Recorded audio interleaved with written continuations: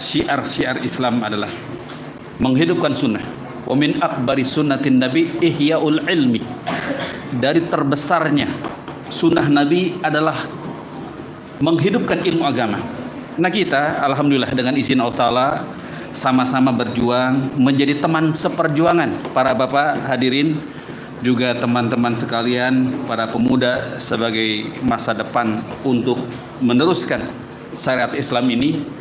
Kita sama-sama satu perjuangan. Karenanya orang-orang yang akan mendapatkan kebaikan yang Nabi telah menjamin dalam riwayat Bukhari, may yuridillahi bihi khairan yufaqihu fiddin.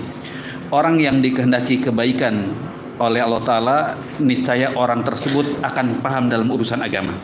Nah, kita hadir di sini sudah belajar dari dua guru yang mulia tadi, dari mulai setelah asar, setelah maghrib, dan sekarang sesi yang ketiga. Mari kita sama-sama untuk saling mengingatkan bahwasanya agama ini adalah agama yang mulia, dan Rasulullah SAW itu diutus oleh Allah Ta'ala untuk apa? Misinya adalah untuk menyampaikan ilmu yang bermanfaat. Allah Ta'ala berfirman, huwallazi arsala rasulahu bil huda wa dinil haqqi liyudhhirahu ala dini kullihi walau karihal musyrikun. Dialah Allah Ta'ala yang telah mengutus Rasulnya Muhammad bil huda, dengan membawa hidayah. Mufassirin, ulama tafsir mengatakan hidayah adalah, huda yang maksud adalah al ilmu nafi, ilmu yang bermanfaat, wa dinil haq, dan agama yang benar, artinya aplikasi dari ilmu tersebut, praktek dari ilmu tersebut. Liyudhhirahu ala dini kulli, untuk diunggulkan di atas semua agama. Islam ini unggul di atas semua agama, walau karihal musyrikun, walaupun orang-orang musyrik tidak menyukainya. Nah, para pemuda sekalian, tentunya Islam sangat mengharapkan dari kalian untuk menjadi pemimpin di masa depan. Namun kalau kita melihat sedikit saja dari sejarah Rasul SAW dengan para sahabatnya ridwanullah alaihim ajma'in, bagaimana mereka menjadikan pemimpin masa depan berangkat dari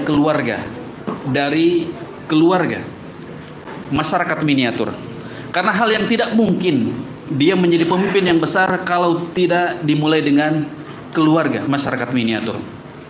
Oleh karenanya saya berpesan kepada orang tua, bapak-bapak yang membawa anaknya ke sini, abi-abi sekalian al-mukarramun, alhamdulillah mempunyai putra-putra yang mencintai ilmu agama. Al-Quran telah mengajarkan kepada kita dalam surat Al-Furqan ayat 74, walladzina yaquluna rabbana hab lana min azwajina wa dzurriyyatina qurrata a'yun waj'alna lil muttaqina imama. Ya Rabb, berikanlah kami pasangan-pasangan azwajina wa dzurriyyatina, pasangan kami dan keturunan kami, qurrata a'yun, sebagai penyejuk di mata, senang hati melihat kepada para pemuda, para putranya yang dia cinta akan ilmu agama. Waj'alna lil muttaqina imama, dan jadilah kami orang-orang yang bertakwa dan menjadi imam. Imam dalam artian pemimpin dalam kebaikan. Di ayat ke-7 di tengah ya, wa in tashkuru yardahu lakum. Az-Zumar. Jika kalian pandai bersyukur, kalian akan mendapat ridha Allah Ta'ala. Keridhaan Allah Ta'ala didapat dengan banyak bersyukur. Karena untuk menumbuhkan cinta di hati kita. Orang beriman, Allah sebutkan dalam Al-Quran Al-Baqarah 165, walladzina amanu asyaddu hubban lillah. Dan orang-orang yang beriman itu sangat cintanya kepada Allah Ta'ala. Kita cinta nggak kepada Allah Ta'ala? Teman-teman cinta kepada Allah Ta'ala? Bagaimana nih untuk menumbuhkan cinta kepada Allah Ta'ala? Karena orang beriman sudah disebutkan oleh Allah Ta'ala, orang beriman itu sangat cinta kepada Allah Ta'ala. Bagaimana untuk kita menumbuhkan kecintaan kepada Allah Ta'ala? Ada yang tahu nggak? Bisa nggak jawab? Apa coba misalnya? Supaya hati ini yang di dalamnya bersemayam iman, dia cinta kepada Allah Rabbul Alamin, Maha Pencipta. Gimana caranya? Banyak mengingat nikmat Allah Ta'ala. Ya, oleh karena kata Ibnu Qayyim rahimahullah, dzikru nikmah yurisul hubba lillahi azza wajalla. Jika seseorang banyak mengingat nikmat Allah Ta'ala, itu akan tumbuh dalam hatinya rasa cinta.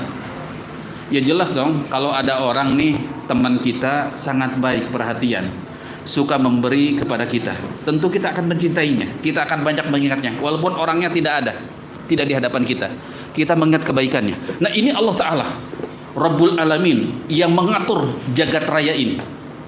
Tentunya Dia Allah Ta'ala yang Maha Rahman, Maha Pengasih, Maha Penyayang. Dia tidak henti-hentinya terus memberi nikmat kepada kita. Coba kita pikir lagi, ada anugerah Allah Ta'ala, nikmat Allah Ta'ala, yang nikmat itu diberikan oleh Allah Ta'ala yang kita tidak minta. Banyak yang kita minta, ya Allah ingin kesehatan, keselamatan, ingin bahagia dunia dan akhirat dan terhindar dari api neraka, seperti doa sabu jagat. Namun ada anugerah nikmat yang setiap saat diberikan kepada kita sebagai hamba Allah yang kita tidak minta. Kapan tuh? Kalau pagi hari, para pemuda sekalian, kita bangun tidur, kita belum pernah meminta penglihatan, agar penglihatan itu normal, pendengaran baik, lisan bisa bicara dengan baik, aliran darah mengalir dengan baik, jantung berdetak dengan baik. Pernah nggak kita minta? Belum pernah, tapi Allah terus memberi anugerah itu kepada kita. Wa in ta'udu ni'matallahi la tuhsuha. Kata Allah, jika kalian menghitung-hitung nikmat Allah, kalian tidak bisa menghinggakannya. Karena banyaknya kita ini karam, tenggelam dalam nikmatnya Allah Ta'ala. Karenanya benar sabda Nabi bahwasanya tidak ada salah seorang dari kalian masuk surga kecuali dengan rahmatnya Allah Ta'ala. La yadkhulu ahadun al-jannata bi'amalihi. Tidak ada salah seorang kalian siapa saja yang masuk surga dengan amal perbuatannya. Enggak ada. Tekor amal kita. Nikmat Allah sangat banyak. Para sahabat bertanya, qalu wala anta ya Rasulullah. Tidak juga aku wahai Rasulullah. Wala ana. Kata Nabi, tidak juga aku. Illa ayyataghamani Allah birahmati. Kecuali Allah meliputi aku dengan rahmatnya. Hadis Nabi SAW, ar-rajulu ala dini khalilih. Satu riwayat, al-mar'u ala dini khalilih. Falyanzur ahadukum man yakhalil. Seseorang itu agamanya bagaimana sahabatnya. Maka perhatikan dengan siapa dia berteman. Pengaruhnya besar. Saya mendapatkan orang-orang yang teguh dalam agama, yang hatinya condong dalam ketaatan adalah karena dia berteman bersahabat dengan orang yang baik. Karena cepat berubah kalau kita berteman dengan salah, yang tidak seperjuangan, yang tidak satu keyakinan, sehingga satu sama lain saling tolong menolong. Itulah pesan Allah Ta'ala, wa ta'awanu 'alal birri wat taqwa wa la ta'awanu 'alal itsmi wal 'udwan. Dan tolong menolong kamu dalam berbuat baik dan ketakwaan. Jangan tolong menolong dalam perbuatan ismi, dosa, wal 'udwan, perselisihan, itu permusuhan. Artinya hal-hal yang menjadikan cerai-berainya sesama muslim. Oleh karena ukhuwah Islamiyah, persaudaraan sama muslim, sama iman, itu adalah hal yang paling dijaga. Karena apa, para jemaah sekalian, para pemuda yang dirahmati oleh Allah Ta'ala, Islam ini kan agama hablum minallah dan hablum minannas, vertikal dan horizontal, hubungan kepada Allah Ta'ala. Jika dia baik hubungannya dengan Allah Ta'ala, tentu dia harus baik juga dengan sesama.